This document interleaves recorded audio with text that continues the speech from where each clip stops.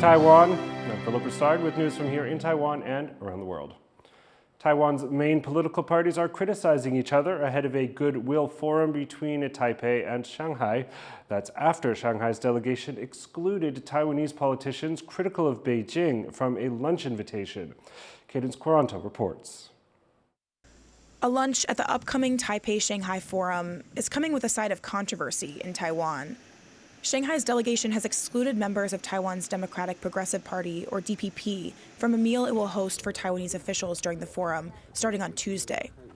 The forum is one of the few remaining cross-strait exchanges between Taiwan and China, and the DPP, which views Taiwan as a sovereign country, a stance opposed by China, has criticized the decision. 这显然就是选择性的邀请。那请问蒋万安所谓的越有争议越要交流，不就是因此而破功吗？ But opposition lawmakers from Taiwan's Kuomintang, or KMT, who favor closer relations with China and were invited to the meal, questioned why DPP officials would want to come. 民进党的议员平常谈到对岸也都张牙舞爪的哦。那既然话不投机的话，何必来吃这顿饭呢？ The debate over lunch is just the latest controversy in an annual event held every year since 2010. This year's forum is the first to take place in Taipei since the pandemic. While some Chinese officials have already arrived, Taiwan's Mainland Affairs Council rejected 10 members of Shanghai's delegation last week, including Jin Mei, the official in charge of the city's Taiwan policies. A high-ranking Taiwan Straits Exchange Foundation official has urged Taipei's mayor to address the recent arrests of 3 Taiwanese nationals in China, as well as the 2023 arrest of a Taiwan-based publisher during the forum. However, the mayor's spokesperson has suggested that such issues are not his responsibility. 那以后是不是蒋万安来兼任海基会的董事长，不让上海的这个台办主任来到台北？那这中间我们要去找谁沟通呢？是不是有一点自相矛盾？ While it remains unclear whether other cross-strait issues will be brought up during this year's forum, Shanghai and Taipei are expected to sign agreements on smart medical care and zoo animal exchanges.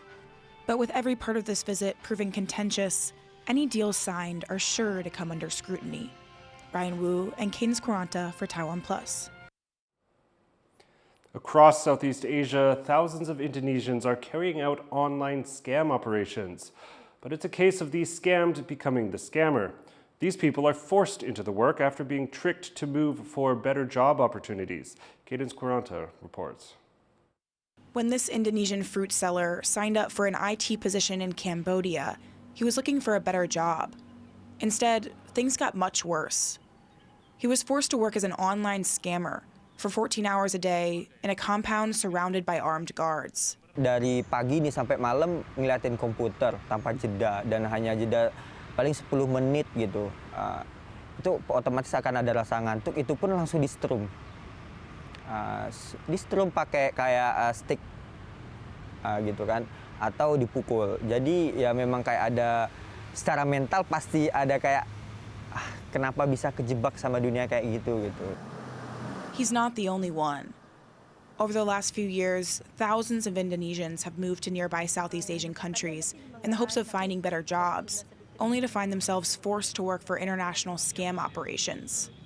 Similar scams have happened to citizens of other Asian countries, including an estimated thousands of Taiwanese people trapped in Cambodia and other countries in the region, though Taipei has said these cases declined after the issue came to light. One activist who works for an NGO focused on the rights of Indonesian migrant workers says part of the problem is a lack of opportunities back home. Lapangan pekerjaan yang layak di Indonesia kayak gitu. Jadi itu yang menjadi ancaman bagaimana nanti banyak anak-anak muda di Indonesia walaupun dengan pendidikan tinggi ataupun dari kelas ekonomi yang lebih kelas ekonomi menengah dan segala macam itu akan terekrut ke dan terjebak ke pusaran perbudakan modern. Over the past few years, Indonesia has brought over 4,500 of its citizens back from nearby countries where they were working for scam operations. But there are still more who have not been rescued, including at least 90 in Myanmar, according to an Indonesian government official. But the official says in order to rescue them, Indonesia has to rely on authorities in the countries where they are trapped.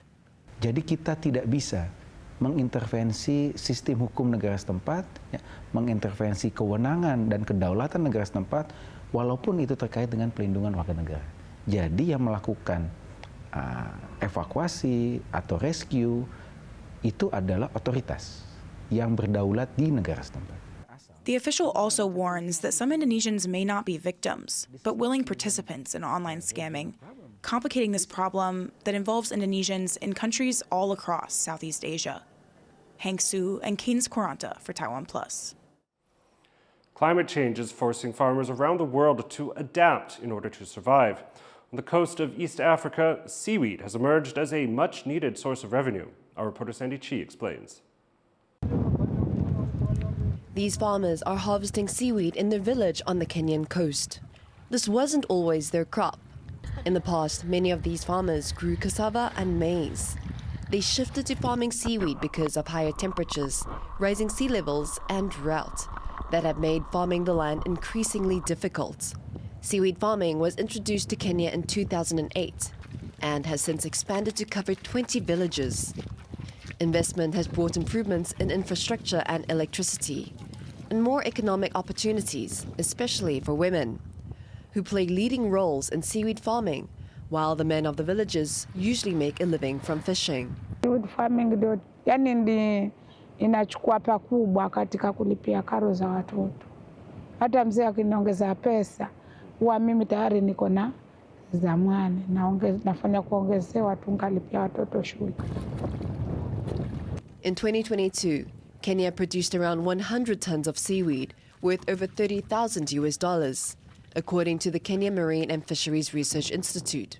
Dry seaweed is exported to countries including China, France, and the US, where it is used in soap, shampoo, and made into powder for food, or used as a raw material to produce collagen. Despite the rise in seaweed farming, farmers still face challenges. Kuna changamoto za ambazo hatuwezi kukabiliana nazo kama za tabia nchi. Kuna wakati wa jua kali uamani unarudi nyuma, unashikwa na maradhi ya ice. Kuna wakati ule wa mvua uamani ni mwingi, lakini wakati wa kukausha ndio shida. Nachukua muda mrefu kukausha, alafu pia mahali pa kukaushia uwe inakuwa shida. Kenya sees a promising future in growing seaweed, as the global market for the crop has tripled in the last 2 decades, according to a UN report. For neighboring Tanzania, seaweed has become the country's 3rd largest export, and the industry employs some 26,000 people. Kenya is still a long way behind, but farmers are already thinking in terms of added value. We are hoping to, at least in Kenya, to have an industry which can extract the pure carrageenan so that we farmers from Kenya can be able to export the carrageenan to other countries rather than exporting the raw material, because with the raw seaweed it's less value. For these farmers, climate change is forcing people to make a living off the sea instead of from the land, a trend likely to be seen around the world as the climate crisis worsens, upending ways of life that had previously endured across countless generations. Howard Jung and Sandy Chi for TaiwanPlus.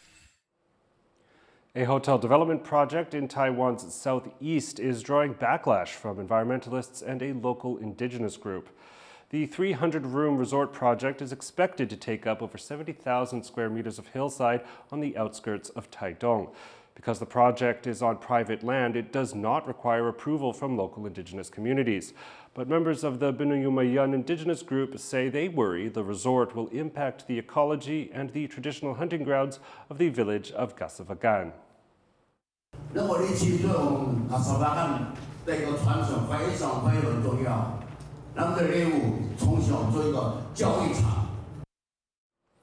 Environmental lawyers have also questioned whether the resort is necessary, saying Taitung already has a surplus of hotel rooms.